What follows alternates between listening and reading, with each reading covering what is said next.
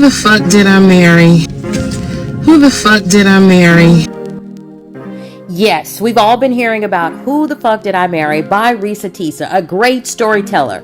But it's just really, really long, 50 parts. You don't have time to listen to 50 parts. And if you do, you might be listening to it and sometimes you fall asleep because that's just a lot of unnecessary information that's thrown in there. He agreed to go out at the Cheesecake Factory in a location that was in between. I lived in Clayton County at the time. He lived in Gwinnett County. I realized that if you don't know anything about Metro Atlanta, that makes no sense. A lot of geographical information that if you're not from Georgia, you don't understand it, you don't know it, and you don't need to know it. So from the standpoint of a journalist, I took the story of Who the Fuck Did I Marry and narrowed it down. As the narrator of the story, I took out all of the fat and I'm going to give you just the meat of the story. Reesa, Teesa, who the F did I marry? The couple met on March the 4th, 2020. At the time, she was working at the Georgia State Patrol. They met on both Facebook and Hinge. He had a fake name on one and his real name on the other. He had different pictures on them, but they matched on both. They exchanged numbers. They talked on the phone. He called her around March the 4th and said that he moved from San Diego to Georgia because his job had transferred him there to be the regional manager of a condiment company based in Georgia. He talked about his childhood, that he grew up in Philly, that his parents were deceased. His dad was a police officer. His mother was a teacher. He lived as a child for a short time in Augusta, Georgia. He had 2 brothers, 2 sisters, and 2 half-brothers on his dad's side. Legion, as she calls him, said he played arena football and that during the off-season, he worked at Apple. He said that his job was paying for his housing and helping him to look for a house. He said he was divorced. His wife had cheated. She had 2 children. One was 17, one was 20. He had a good relationship with them. One was a boy, one was a girl. The girl was older. And he wanted to keep a relationship with her, with the children, but he didn't want to have anything to do with her. The first date was Saturday, March the 7th at the Cheesecake Factory, but on the way, her tire blew. He showed up to the gas station where she was parked. He changed the tire, followed her to a tire store. He paid for the tire and the date proceeded. They went to the Cheesecake Factory and she noted that as they walked in, they held hands. Once they got there, there was a long wait. He explained that he was 42 years old. He wanted to get married and have children, get a house. She explained she wanted the exact same thing. But she says they had a great time and she realized that they were very compatible. Reesa, Teesa says that as they sat there in the restaurant, that they were laughing and talking about people, strangers. And she thought that was really funny and she liked the fact that he too liked to ridicule and laugh at other people.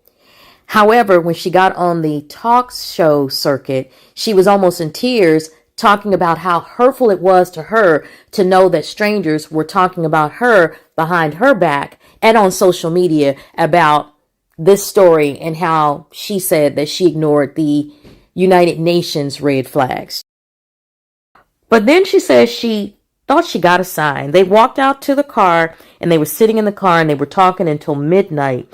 And he shared some more things. He talked about he played at San Diego State football there and that his arena football team had won a national championship. He talked a bit about his ex-wife as she asked him about it. And she shared, where she says that this will come in later on, she shared that she once dated a coworker. But here was the sign that she said that kind of sealed the deal for her. He played Legion, as she calls him, played John Legend's song called A Good Night. And in that song, it talks about a man finding and having met his wife.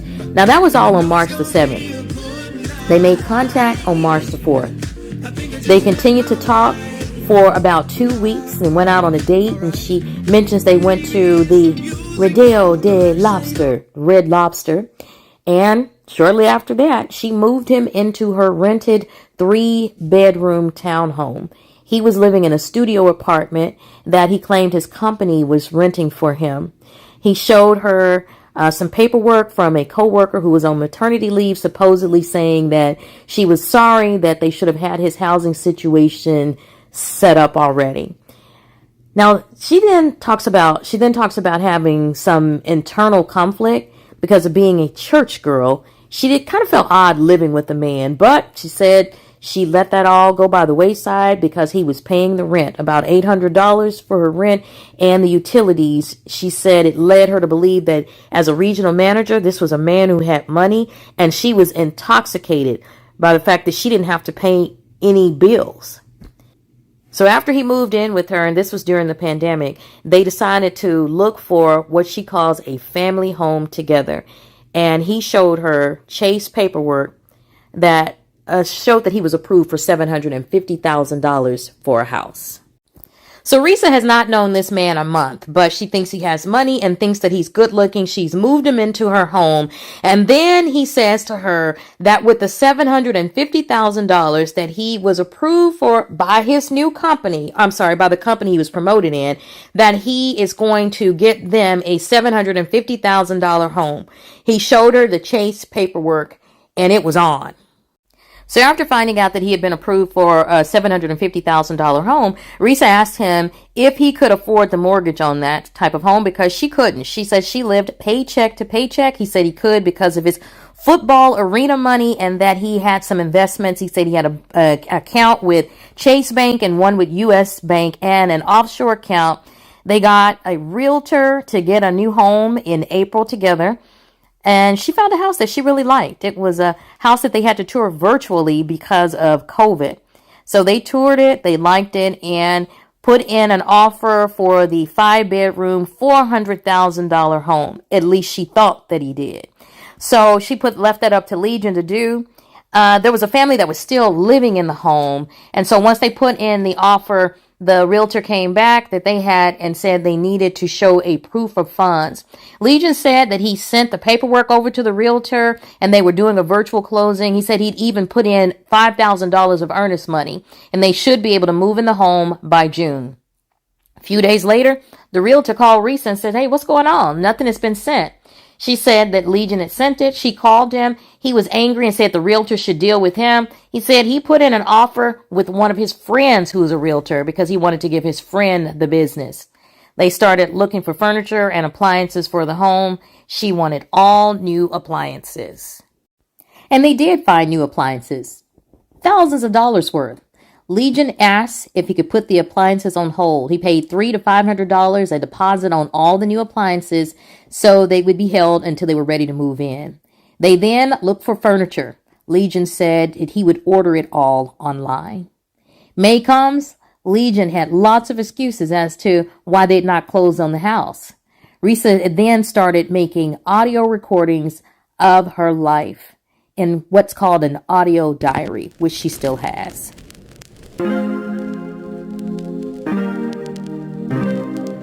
All within 11 weeks. Here comes mid-May.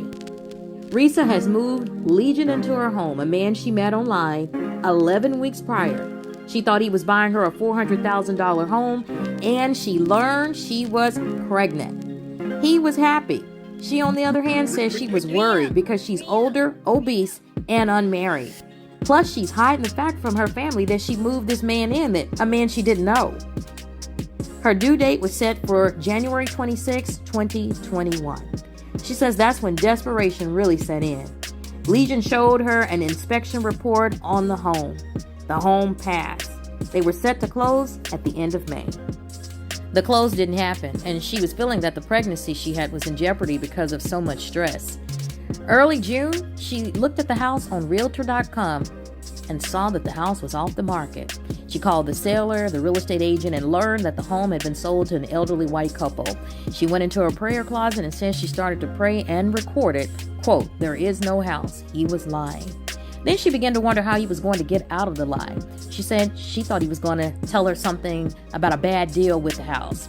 So she made the following decisions noted in part 5. 1, being pregnant, and the fact that he was paying all the bills, that she was going to let him get out of the lie.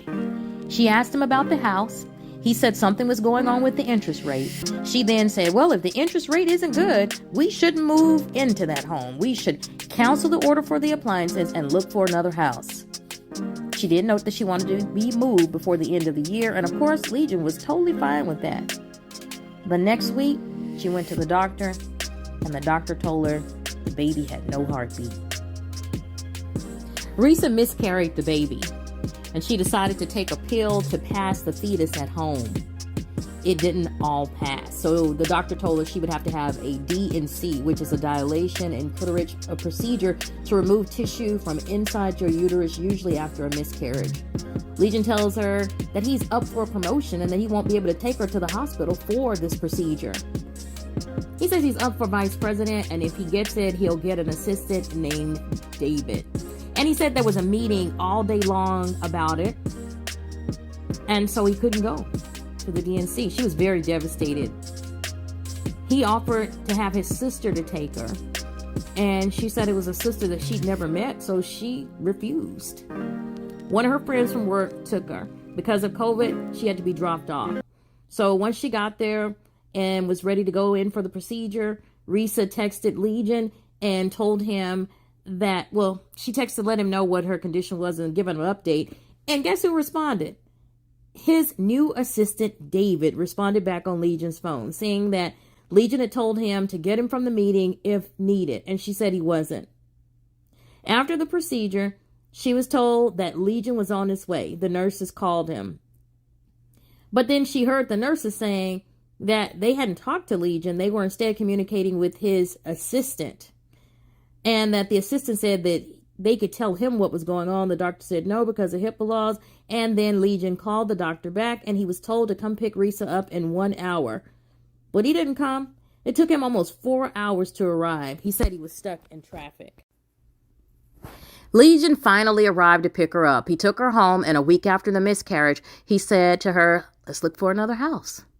Reesa decided that this time she was going to lead the effort to make sure nothing fell through. She found a real estate agent. The guy's name was Scott. They found a house that they loved. It was brand new and cost $699,000. The only thing is that it had a basement that was not finished. Legion offered an all-cash offer this time. Scott sent the paperwork. Legion filled it out. He signed it. Reesa sent it back. In this, they asked that the basement be finished, and they wanted to know within 24 hours if the deal was going to be accepted, and they wanted a quick closing. The offer was not accepted. They didn't want to finish the basement is what they learned, and they found another house for around $900,000. Parts 8 and 9 of this story is kind of a bit of a background. She talks about how it was fall of 2020 and she had an engagement ring and marriage had come back up. She also talked about Legion liking to dress. That he collected watches, he had the latest Jordans, he had nice hats. And this is where some people use the term pretty boy. It doesn't necessarily mean that Legion was pretty, but it meant that he liked nice things. It's a guy who fixes himself up, the nice haircuts. And so, as she said, he was a good looking guy and he liked nice things. So then she talked about how he went to work, that he didn't dress like a VP or even a manager of a company. She said he wore cargo pants, a company t-shirt, or a company polo. And the reason he said he did that is because he had to walk around on the floor all day with the workers. In part 9, she starts talking about the type of cars that they have. She had a 2012 Nissan Rogue when they met. He had a 2018 Ford Taurus. He had told her that he had a BMW in California, but he'd had a wreck. And when it got totaled out, he took that settlement and just bought him the Taurus because he knew when he got to his new position that the company was getting him a company car. They test drove a lot of cars and decided for him, he wanted a BMW sedan. They got a printout of the tax title and license. Legion called the finance department of his company and told him it was $89,000. He took a picture of it and then he sent it back to them. 10 minutes later, he calls. After playing kind of a little cat and mouse, saying they'd put him on hold. He calls, and then he comes back and says that the person that is supposed to wire the money is gone for the day, and so they'll have to do it the next day. Then the story turns. Reesa starts talking about Legion saying to her that he wanted her to get a new car. And he says in the process of getting this, he wants her to test drive it and he wants her to have a nice car because he's worried about her because she's pregnant and she's driving that 2012 car. They test drove a lot of cars and finally settled on what she wanted was a dark blue X5 M Series BMW SUV with cognac interior. But then he told her to get an Audi, which is a Q8. And so she settled on it. He had met her family both on Zoom and in person, and he even announced to the family that he was getting her a new car. So he got the printout of the Q10 and how much it cost. It was about $72,000. And he sent it to his alleged financial planner, a guy named Eric, and told him he needed $72,000 to get his fiance a new car. Now, in this, the financial planner, she says he's talking to him on the phone. And he's like, oh, how do you want me to get that to you? And she says he's pausing. And so it makes her think he's really talking to someone. And she said it went like this. Okay, so how do you want me to get that to you? Do you want me to email it or what? Okay, I'll email it to you.